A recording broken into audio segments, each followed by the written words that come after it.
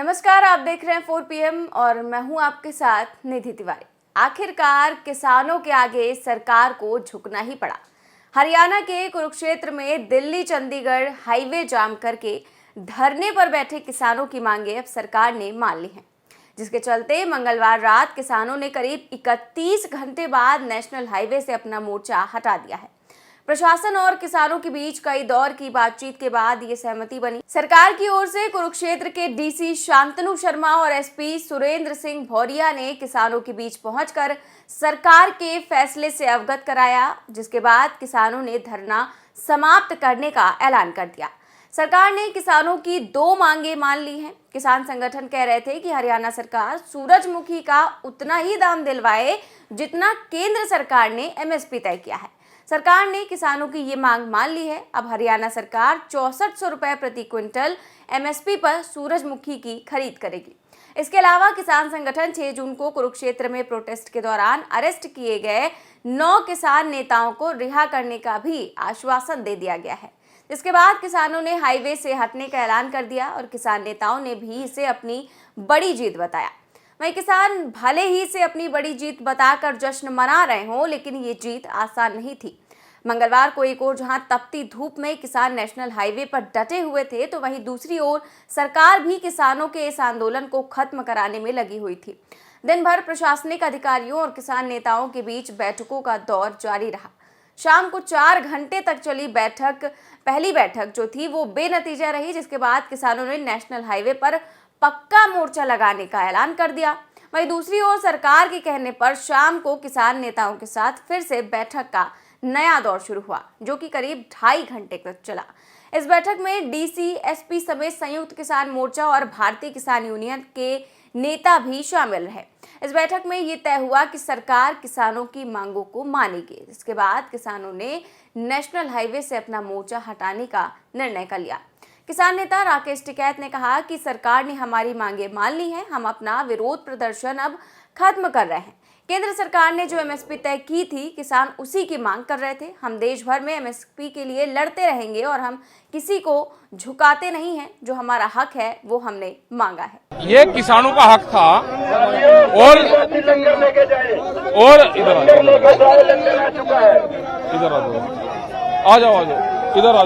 इधर आ जाओ, इधर आ जाओ, आप इधर आ जाओ, आप निकल जाओ भाई, इनसे इधर आओ, आप इधर आओ, आप थोड़े से इधर आ जाओ भाई, आप प्रेस वालों को आ जान दो, आप निकल जाओ बीच में, इधर आ जाओ, आप इधर यहाँ पर, ये प्रेस वाले हैं ना इधर सारे, आप इसमें इधर आ जाओ।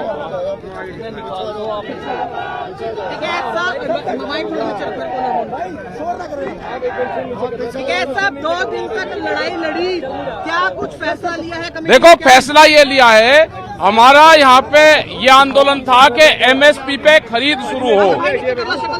हमारा था कि एमएसपी पे खरीद शुरू हो और हमने वो रेट मांगा है जो देश के प्रधानमंत्री ने रेट कहा। ये लड़ाई थी देश के प्रधानमंत्री बनाम स्टेट के मुख्यमंत्री के बीच में, और हम आगे भी एमएसपी पे लड़ाई पूरे देश में लड़ेंगे और लड़ाई को लेकर चलेंगे। प्रधानमंत्री को आगे करेंगे। जो प्रधानमंत्री का रेट है वो हर स्टेट में देना पड़ेगा। प्रधानमंत्री का रेट है वो देना पड़ेगा, भारत सरकार का रेट है एमएसपी वो देना पड़ेगा। और एमएसपी गारंटी कानून के लिए बड़े आंदोलन की जरूरत पड़ेगी। ये बड़े आंदोलन की जरूरत शुरुआत यहाँ से हुई है। जाम आज खुल जाएगा। वो इनकी प्रक्रिया है, कोर्ट की प्रक्रिया है, 1-2 दिन में वे आ जाएंगे। आंदोलन खत्म कर दिया, आंदोलन समाप्त हुआ है। गेट यहाँ पे रास्ता सब चल जाएगा। तूफान भी आ गया, तूफान आ गया, किसानों का तूफान है ये। उन्होंने कहा है कि केस वापसी होंगे। भाव मिलेगा किसान को? किसान का जो भी भारत सरकार का भाव है वो मिलेगा। नहीं मिला तो अगर नहीं मिला, ये कोई किराए पर नहीं आ रहे, फिर यही है। स्वामीनाथन की रिपोर्ट लागू करवाना चैलेंज होगा। वो भी उस पर एक आंदोलन होगा। स्वामीनाथन कमेटी की रिपोर्ट और एमएसपी गारंटी कानून, ये 2 बड़े सवाल हमारे हैं। इस पे आंदोलन शुरू होंगे। क्या सरकार को झुकाया एक बार फिर से? नहीं, कोई नहीं सरकार को, ना हम किसी सरकार को झुकाते, ना किसान झुकता। ये एक समझौता है, हमारा हक है, उसको हमने मांगा। हम किसी को झुकाने का और उसका काम नहीं करते। कितनी बड़ी जीत मानते हैं सर इसको आज जो जीत ये एक समझौता है और हमने उस समझौते पर डिमांड करी है। जो भारत सरकार के रेट है वो हमने मांगा है। कमेटी के साथ बैठक हुई सर, क्या कुछ चर्चा हुई कि ये सारे इशू पर चर्चाएं हुई। Ticket sir, ticket sir, ticket sir, ticket sir, हो गया हो गया हो गया, सिंगल करने दो, सिंगल है जी, रात सब कर देगा, ऊपर लेवड़ा है ये। हाँ, ये प्राकृतिक फैसला होना सब। फैसला हो रहा था, देख रहे साहब कहीं भावुक हो रहे हैं, सारे दोस्त इकट्ठा हुए एक जगह पे। और हम तो इकट्ठा ही, हमको अलग अलग थोड़ा।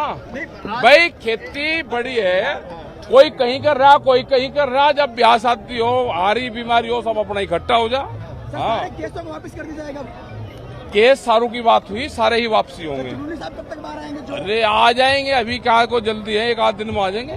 सर, अब जेवर में भी लड़ाई चल रही है किसानों के हक को लेकर। वहाँ पे जमीन अधिग्रहण का बड़ा इशू है और जेवर जैसे एयरपोर्ट कई देश में बन रहे हैं, उनकी लड़ाइयाँ हैं। अधिग्रहण का इशू है, 64% का इशू है, जो उनको शिफ्ट कर रहे हैं उसका इशू है। ये बड़ी लड़ाइयाँ हैं। है जी, इंसाफ लेंगे सर जेवर। हाँ, तो जेवर में तो लड़ाई चली रही। ट्विटर के सीईओ ने कहा कि किसान आंदोलन के दौरान ये बिल्कुल उन्होंने ठीक कहा है कि हमारे ऊपर प्रेशर था भारत सरकार का कि जो भी किसान आंदोलन को कवर कर रहे हैं उनके ट्विटर बंद कर जाए। और बहुत ट्विटर बंद किए भी हैं। हमारे किसान संगठन के भी कई ट्विटर बंद है। ट्रैक्टर टू ट्विटर बंद है, किसान मोर्चे का ट्विटर बंद है, कई पत्रकारों के ट्विटर बंद है। ये प्रेशर बिल्कुल है, घोषित आपातकालीन है, सब देश को पता है। पूरा देश की प्रॉपर्टी एक ही आदमी को बेची जा रही है।